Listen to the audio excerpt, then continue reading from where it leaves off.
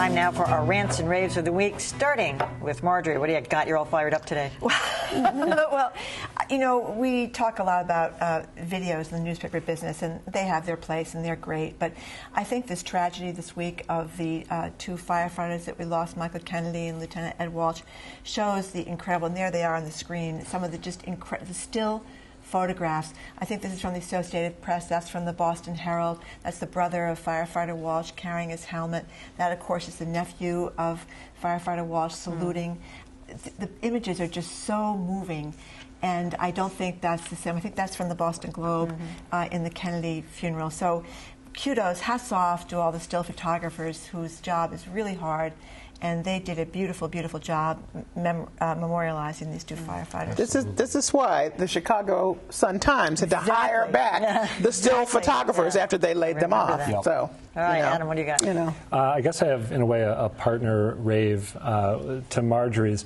I want to rave for the work of Anja Niedringhaus. She's the AP photographer who was just killed in Afghanistan. I should say she was murdered because it was really, a man with a gun, apparently. An Afghan policeman approached a car that she was in with an AP colleague, shouted, "God is great," and opened fire and killed her. Her colleague is, last I heard, still alive. I went back and looked at some of Anja Niedringhaus's photos, and they are just beautiful. I wasn't familiar with her work before.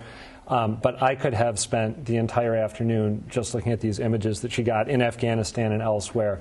Very humane images, incredibly evocative. I mean, you can sort of see a warmth on her part toward the people she's photographing here. It's, exactly what you want from someone who's doing photography in a combat zone, and a terrible way for her to die. Absolutely. All right, Kelly. Well, I have a rant for 60 Minutes. They've been in the hot seat a little bit lately. So they were doing a piece about the Tesla, which is a fancy car.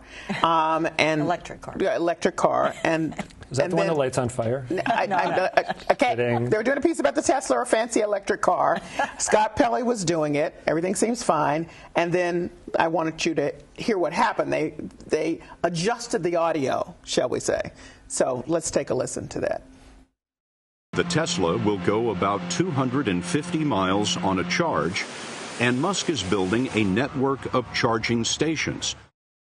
Okay, so what you heard was, normal revved up engine sound. The electric car doesn't make that sound. So they put in the sound because I'm sure, I really don't think this was like, some Evel Knievel kind of thing. They figured, it doesn't make a sound? That's what's stupid about it. Right, They wanted to make it sound like a V10 or something. Right. And really, it's quiet. That's the whole point. That's the whole point of it. So here was the choice. When you have that kind of scenario, either you take a minute and say, just so you know, it doesn't make a sound, and you put it in. So that takes more time. So I think somebody thought, people will recognize it if we put the engine sound in. Of course, in this day and age, 1 million people caught them online and said, what are you talking about? This doesn't have a sound. Don't do that. It's okay when you have, I just need people to understand this. Sound can get moved around appropriately. We just did it right here when we covered one of the funerals. We took Ronan Tynan's song, laid over images. Why does that work? Because Ronan Tynan sang that song at that moment, that day. Those people were there at that moment, that day. You can work with that. That audio was not on that car that day. No, it came from someplace else. That's the difference. Okay. Dan. I have a rant for Digital First Media, more specifically Alden Global Capital, the hedge fund that is their principal owner. This has been a pretty innovative newspaper chain. Their leader, John Payton, has been dedicated to trying to find new ways of reinventing the local newspaper business. This week, they had to shut down Project Thunderdome, which is this initiative they have to provide national and international news to their member papers. Ken Doctor, the newspaper analyst, is reporting that Alden Capital is sick of it and wants to sell the whole thing off. I think there was some great talent there. I think they had their hearts in the right place.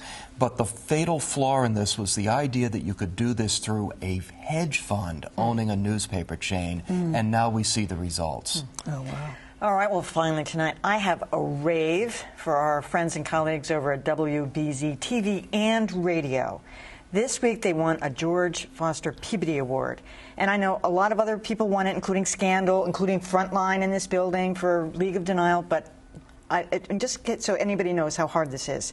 For a local television station covering breaking news to win a George Foster Peabody Award for its coverage of the Boston Marathon bombing and the aftermath is really quite a feat. And I should add, that on top of having won the DuPont Award That's really a few tough. months earlier. Yeah. So kudos to our colleagues over there. It's very, very rare in the news business that somebody wins that award.